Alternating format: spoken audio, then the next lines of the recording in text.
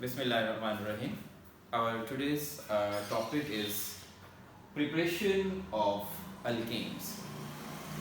Actually, in last lecture we discussed about two different methods for preparation of alkenes.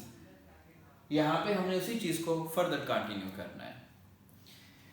यहाँ पे जो आज हम मेथड डिस्कस करने जा रहे हैं दैट इज डीहैलोजिनेशन ऑफ विसिनल डायहैलाइड्स. पहली बात यह है कि डायहैलाइड्स क्या हैं, ये मैं चीजें क्लियर करता जाऊं. डायहैलाइड्स, अगर कहीं पे हाइड्रोकार्बन पे दो हैलोजेंस अगर अटैच होंगे दैट इज टर्म्ड एज डायहैलाइड.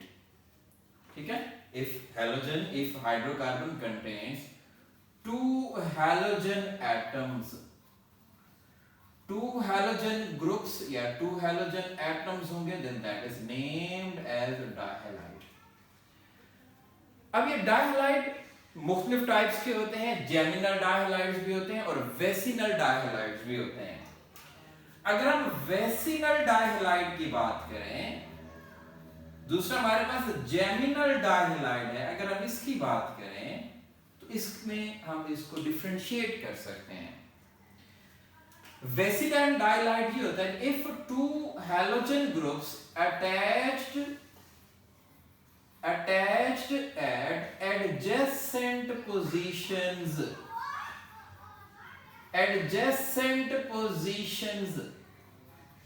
अगर साथ साथ वाली पोजीशन पे दो हैलोजन अटैच होंगे फिर हम उन्हें कहेंगे वेसिनल डायहैलाइड.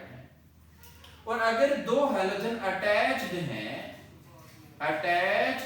एट सेम पोजीशन, अगर सेम पोजीशन पे दो हैलोजन अटैच हैं then that is named as geminal डायहैलाइड.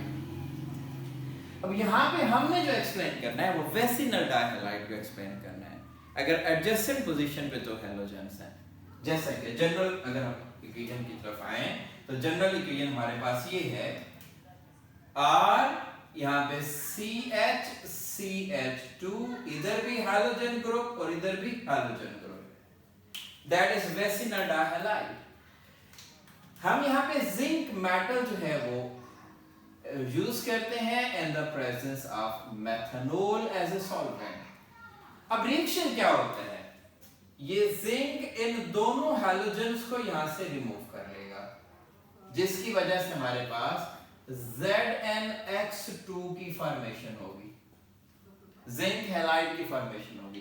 बाकी अब बच क्या गया हमारे पास RCH double bond CH2 that is named as alkyne.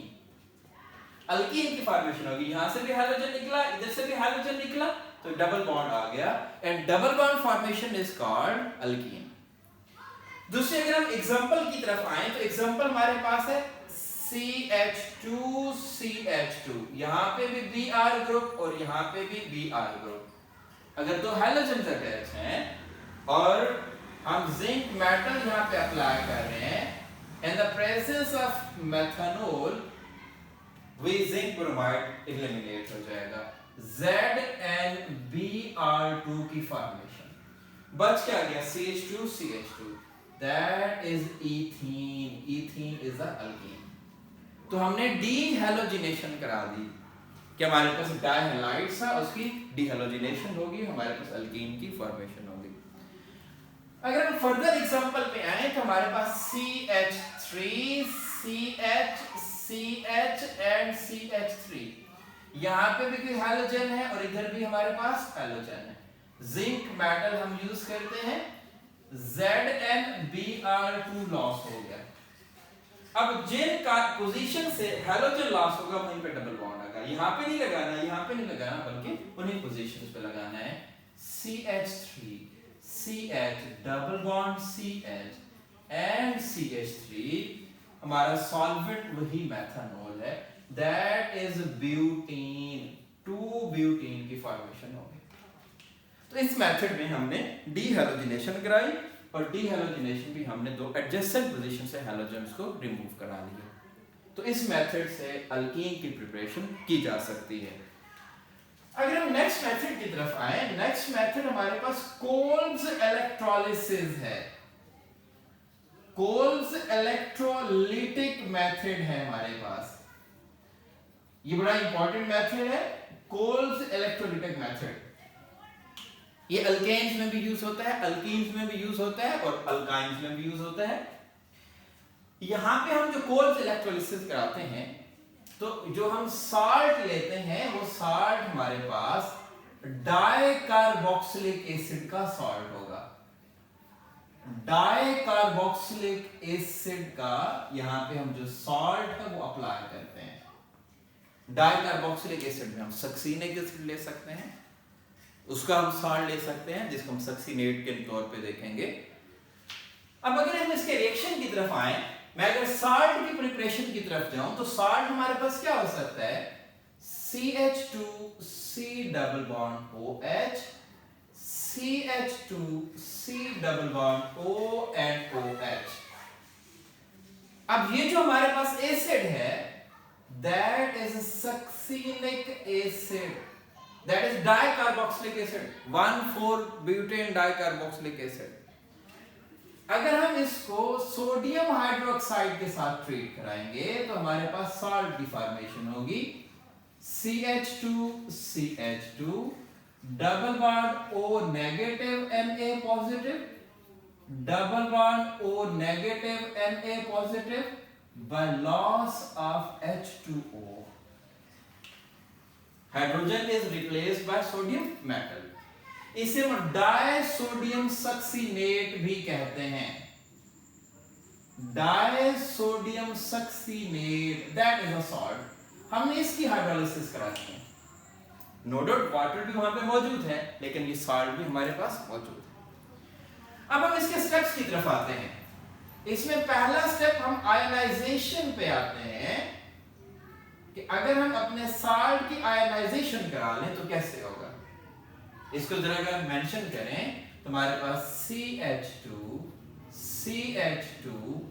Double bond O negative Na positive, double bond O negative Na positive, sodium succinate, that is ionized into succinate ion, that is succinate ion and sodium ions। Sodium ion अलग हो गए और succinate ion अलग हो गए। अब ये जो हमारा सोडियम आयन है ये मूव करेगा टुवर्ड्स कैथोड। ये कैथोड की तरफ इसने मूव करना है, और जो हमारे पास सक्सीनेट आयन है इसने एनोड की तरफ मूव करना है, क्योंकि नेगेटिव आयन पॉजिटिव इलेक्ट्रोड और पॉजिटिव आयन नेगेटिव इलेक्ट्रोड की तरफ मूव करेंगे। अब अगर हम एनोड पे आते हैं तो एनोड पे प्रोसेस कौन सा होता है। एनोड पे जो प्रोसेस हमारे पास होना है that is oxidation process. Loss of electron is called oxidation process. मतलब एनोड पे ऑक्सीडेशन होनी है। एनोड पे पहुंच के आ गया, सक्सीनेट आयन पहुंच गया, C double bond O negative and double bond O negative. Oxidation क्या है, loss of electron is called oxidation.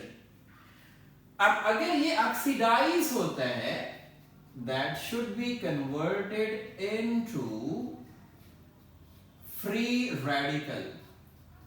Free radical में कन्वर्ट हो गया by loss of 2 electrons। यहां पे जो एनायनिक ऑक्सीजन थे, these anionic oxygen are converted into free radical oxygen by loss of electrons। जैसे इलेक्ट्रॉन लॉस हो गया, नेगेटिव चार्ज उसका एंड हो गया। अब ये पहला स्टेप था। यहीं पे ही हमारा जो फर्दर स्टेप होता है दैट इज डीकार्बोक्सिलेशन। डीकार्बोक्सिलेशन क्या है, loss of carbon dioxide is called decarboxylation. अब यहां पे लॉस ऑफ कार्बन डाइऑक्साइड होना है, लॉस ऑफ CO2। अब अगर हम इसे फर्दर कंसीडर करें, CH2 double bond O free radical, double bond O free radical, तो इसके अगर हम डीकार्बोक्सिलेशन करते हैं 2 कार्बन डाइऑक्साइड मॉलिक्यूल लॉस हो जाते हैं। कैसे लॉस होंगे, ये इधर से ये कार्बन डाइऑक्साइड मॉलिक्यूल लॉस हो जाएगा, ये यहां से कार्बन डाइऑक्साइड मॉलिक्यूल लॉस हो जाएगा, बच क्या गया CH2 CH2 और ये आपस में डबल बॉन्ड बना लेंगे। तो इससे जो हमारा प्रोडक्ट बना that is CH2 double bond CH2, ethene की फॉर्मेशन हो गई। तो ये ओवरऑल हमारा एनोडिक रिएक्शन है जो एनोड पे प्रोसीड हो रहा है। इलेक्ट्रोलिसिस में आयनाइजेशन में ये स्टेप हो गया और एनोड पे हमारे पास कार्बन डाइऑक्साइड भी प्रोड्यूस होगी और अल्कीन भी प्रोड्यूस होगी। अगर हम ओवरऑल एनोड का रिएक्शन देखें तो हमारे पास प्रोसेस ये हुआ कि सक्सीनेट आयन था, succinate ion is converted into ethene CH2 double bond CH2 by decarboxylation and oxidation of 2 electrons। 2 electron भी प्रोड्यूस हुए, 2 कार्बन डाइऑक्साइड के मॉलिक्यूल्स भी बने और इथीन भी प्रोडक्शन होगी। ये ओवरऑल हमारा एनोड का प्रोसेस है। अब हम ये देखते हैं कि कैथोड पे क्या रिएक्शन होगा। अगर हम कैथोडिक रिएक्शन पे आ जाएं तो कैथोड पे जो रिएक्शन होना है दैट इज रिडक्शन रिएक्शन। यहां पे रिडक्शन प्रोसेस होना है। रिडक्शन क्या है? Gain of electron is called reduction.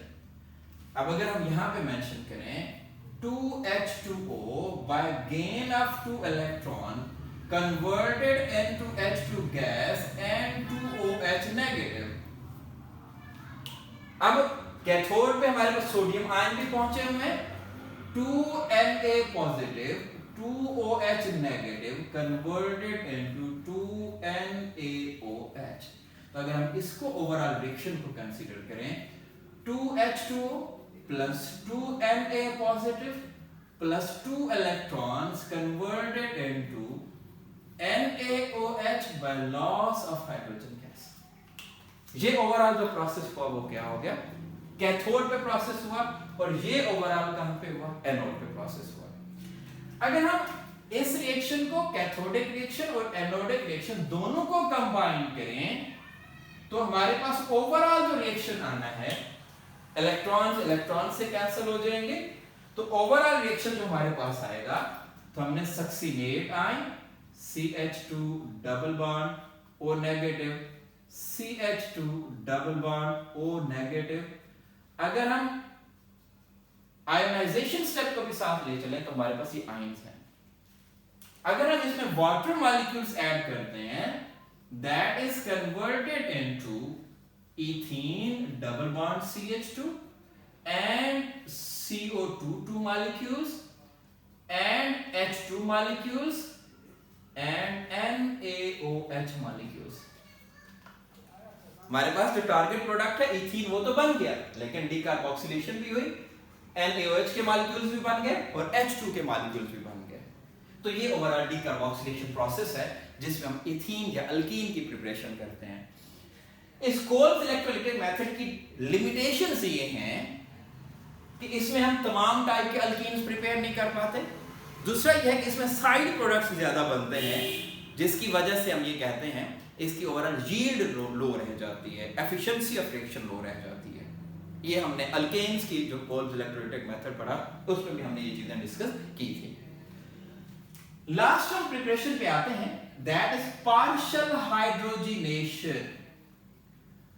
Partial hydrogenation, अगर हम अल्काइंस की पार्शियल हाइड्रोजिनेशन करें, अल्काइंस के अगर हम कंप्लीट हाइड्रोजिनेशन करेंगे that should be converted into alkanes, but we have to prepare alkene. तो अल्कीन अगर हमने प्रिपेयर करना है तो हमने फिर पार्शियल हाइड्रोजिनेशन करनी है।